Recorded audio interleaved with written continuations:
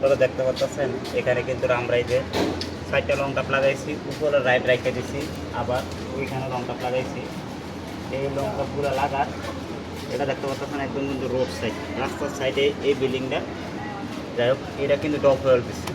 এই ডব হোয়েলটা দেওয়ার কারণে আপনার এই জিনিসগুলা একটু সেফটি হয়েছে।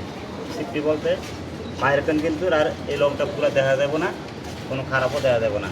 বিল্ডিংয়ের একবার সামনে সাইড কিন্তু, তার জন্য আমরা কিন্তু ভবন মালিকের কইলা এই ডবলটা দেওয়া আইছি। এই ডবলটা কিন্তু তারা দিয়ে দিছে। ইনশাল্লাহ এখন কিন্তু খুবই সুন্দর দেওয়া যায়, লং টপ খুব সুন্দর দেওয়া যায়।